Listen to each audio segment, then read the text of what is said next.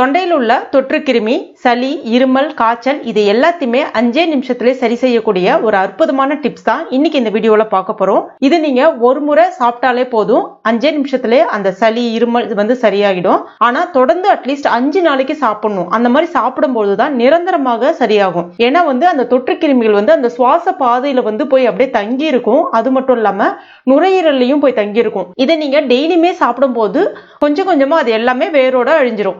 இப்ப இது நம்ம எப்படி செய்யறதுன்னு பார்க்கலாம். Welcome to Jo's Tamil health and beauty. அதுக்கு முதல்ல ஒரு சின்ன கடாய் இல்லைன்னா இந்த மாதிரி தாளிப்பு கரண்டி எடுத்துக்கங்க. இப்ப இதுல 10 இருந்து 15 மிளகு அளவு கூட சேர்த்துக்குங்க. அடுத்ததா இந்த சைஸ்ல இருக்கக்கூடிய பட்டை 2 உடைச்சு விட்டுட்டு சேர்த்துங்க. நம்ம பிரியாணிக்கெல்லாம் பயன்படுத்துவோம் இல்லையா பட்டை, அதுதான் இது. அடுத்ததா கிராம்பு ஒரு 6 இருந்து 7 கிராம்பு அளவுக்கு சேர்த்துக்குங்க. அடுத்ததா ஒரே ஒரு ஏலக்காய் சேர்த்துக்குங்க. இப்ப இதை மிதமான தீயில வச்சுட்டு நல்லா வறுத்துக்குங்க. நல்லா வறுபடணும் எல்லாமே, அதே சமயத்துல கருகிடக்கூடாது. இப்ப பாருங்க நல்லா வறுபட்டுடுச்சு. இதை வந்து அப்படியே ஒரு உரல்ல வந்து சேர்த்துக்குங்க. சூடா இருக்கும் போது நம்ம பொடி பண்ணோம் அப்படின்னா ரொம்ப சட்டுன்னு வந்து பொடி ஆகிடும். நல்லா தட்டிக்குங்க. இப்ப பாருங்க நல்லா வந்து நைஸா பவுடர் ஆயிடுச்சு. ஆனா அந்த ஏலக்காவுடைய அந்த தோல் மட்டும் சட்டுன்னு வந்து பவுடர் ஆகாது. அதை வந்து நம்ம எடுத்து போட்டுடலாம். அது உள்ள இருக்கக்கூடிய அந்த விதை தான் நம்ம வந்து பயன்படுத்தணும்.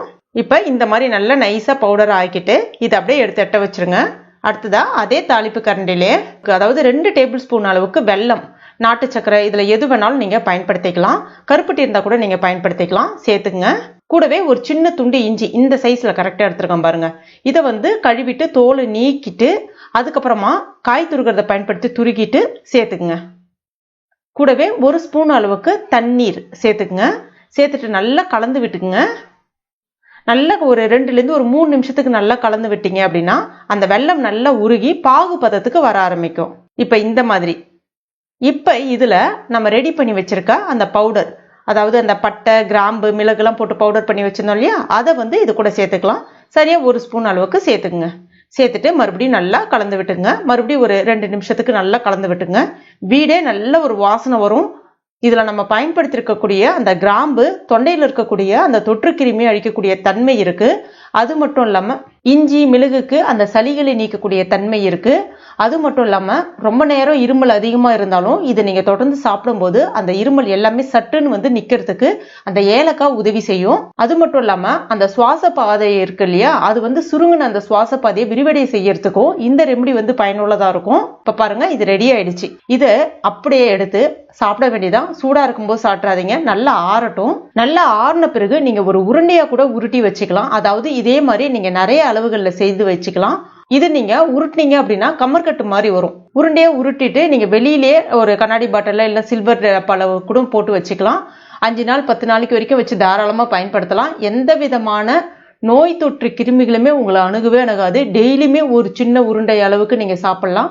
எந்த அளவுக்கு சாப்பிடணும் அப்படின்னு பாத்தீங்கன்னா, உங்களுக்கு ரொம்ப இருமல், காய்ச்சல், ஜுரம் இருக்குன்னா நான் இந்த ஸ்பூன் காமிச்சிருக்கேன் பாருங்க, இதே ஸ்பூனால 1 ஸ்பூன் அளவுக்கு தாராளமா சாப்பிடலாம். அதாவது இந்த 1 ஸ்பூன் அளவு நீங்க எடுத்து ஒரு உருண்டை மாதிரி ஊட்டினீங்கன்னா எந்த அளவுக்கு கிடைக்குதோ அதை நீங்க அப்படியே வாயில வச்சு கொஞ்சம் கொஞ்சமா அப்படியே சப்பினாலே போதும். அதுல இருந்து நிறைய உமிழ்நீர் வர ஆரம்பிக்கும். தொண்டையில மிதமா இறங்க ஆரம்பிக்கும்.